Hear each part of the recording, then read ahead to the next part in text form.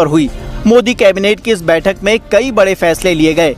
Cabinet बैठक से पहले प्रधानमंत्री नरेंद्र मोदी ने तो आपके लिए ये खबर फायदे की है और सबसे बड़ी खबर है। बैठक चल रही है और उसी बैठक में ये मंजूरी दी गई है। तस्वीरें आप देख सकते हैं। नमस्कार, सभी पेंशन धारकों का स्वागत करते हैं एक बार फिर से हमारे इस YouTube चैनल पर। दोस्तों, इस वक्त की EPS नांटिफा पेंशन धारकों के लिए पेंशन से जुड़ी बहुत ही महत्वपूर्ण और इंपोर्टेंट अपडेट को लेकर इस वीडियो के अंदर हाजिर हो चुके हैं। जी दोस्तों, आज की इस वीडियो के अंदर 4 प्रमुख बड़ी खबरों के बारे में हम जानकारी आप सभी को देने वाले हैं, जिसमें दोस्तों पहली बड़ी अपडेट की बात करें तो EPS नांटिफा पेंशन धारकों को मिलेगी अधिक पेंशन।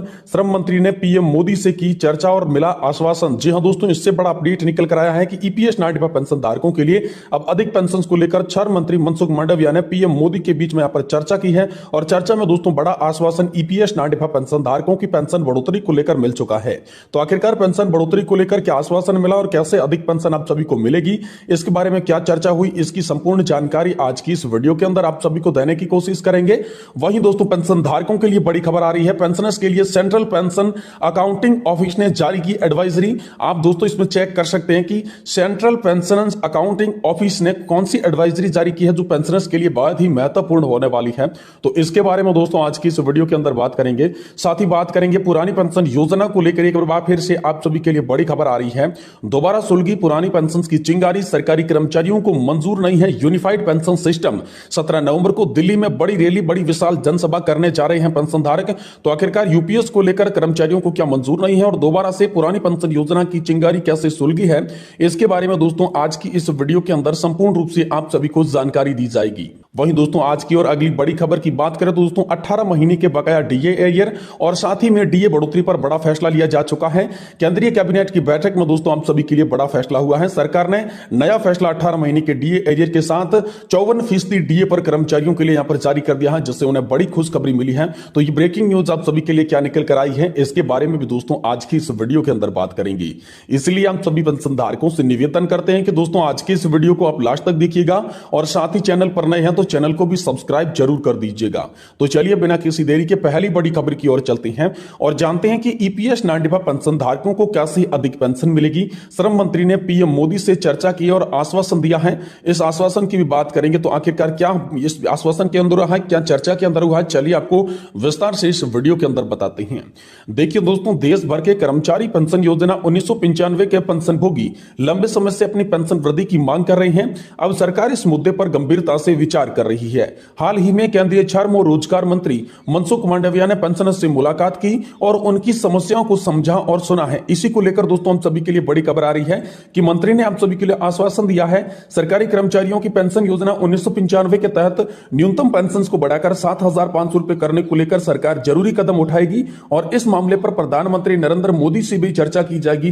तो आइए इस विषय में विस्तार से आप सभी को अपडेट देती हैं। दोस्तों, वर्तमान में कर्मचारी पेंशन योजना 1995 पेंशन योजना के तहत पेंशन भोगियों को औसतन 1500 रुपए प्रति माह की पेंशन मिल रही है, जिससे 37 लाख से भी अधिक पेंशन भोगी 1000 रुपए से भी कम पेंशन हाल फिलहाल में प्राप्त कर रही हैं।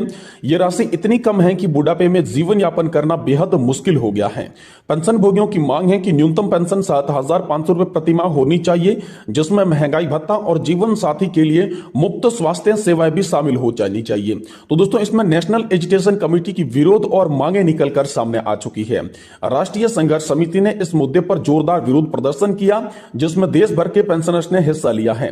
नेशनल एजुकेशन कमेटी के अध्यक्ष अशोक रावत ने कहा कि श्रम मंत्री मांडविया ने उन्हें भरोसा दिलाया है कि उनकी मांगों को यहाँ पर जो है गंभीरता से लिया जाएगा और जल्द ही उचित निर्णय उन सभी के लिए लिया जाएगा। तो दोस्तों इस मुद्दे पर कांग्रेस और अन्य विपक्षी दलों ने भी पेंशनर्स का समर्थन किया है। उन्होंने कर्मचारी पेंशन योजना 1995 में पेंशन वृद्धि की मांग को पूरा करने का भी आश्वासन सभी पेंशन धारकों को दिया है। तो दोस्तों आप जानते हैं कि आखिरकार पेंशनर्स को क्या बड़ी उम्मीदें हैं, क्या उनकी मांगे पूरी हो सकती है, इसके बारे में दोस्तों हम सभी की निगाहें सरकार के अगले कदम पर टिकी है। पेंशन भोगियों को उम्मीद है कि प्रधानमंत्री मोदी के हस्तक्षेप से उनकी समस्याओं का समाधान निकलेगा और उन्हें बुढ़ापे में बेहतर पेंशन मिल सकेगी।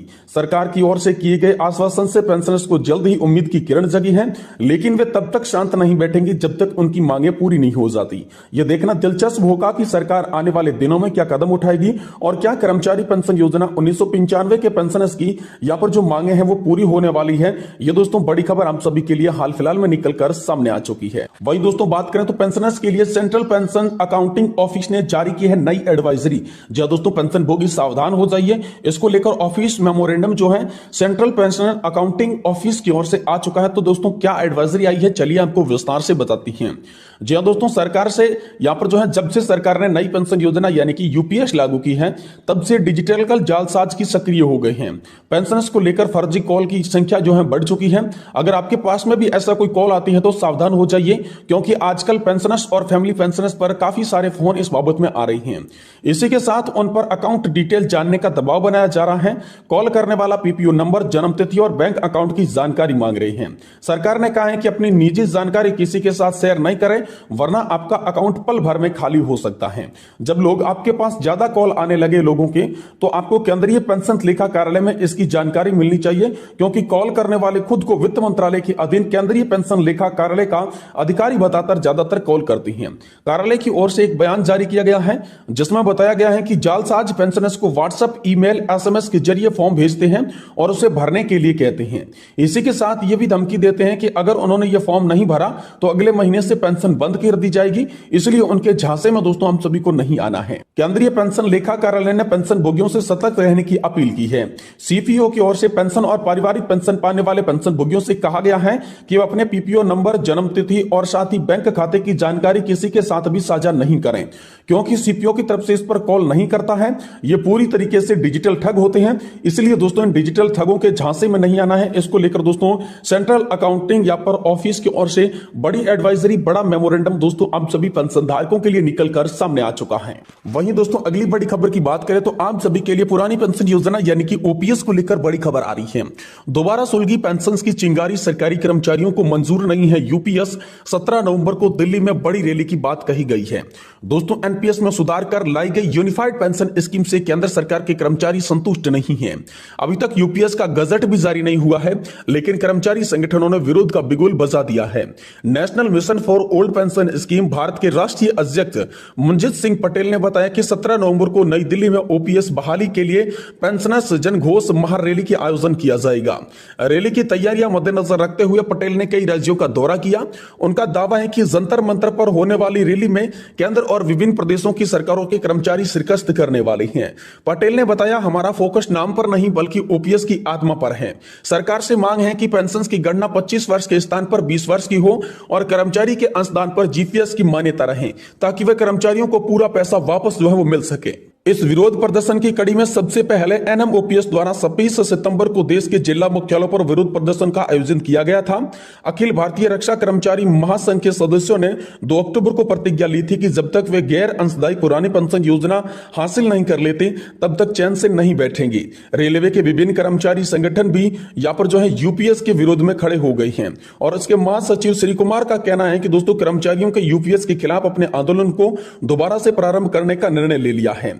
अंशदायी पेंशन योजना यूपीएस को पुरजोर विरोध किया जाएगा। पिछले 20 वर्षों से केंद्र और राज्य सरकार के कर्मचारी अंशदायी पेंशन योजना के खिलाफ लड़ाई लड़ रही हैं। उनकी मांग है कि गैर अंशदायी पुरानी पेंशन योजना को फिर से बहाल करना है। सरकारी कर्मचारियों के पास अब यही विकल्प बचा है कि वे यूपीएस में शामिल हो या एनपीएस में बने रहे।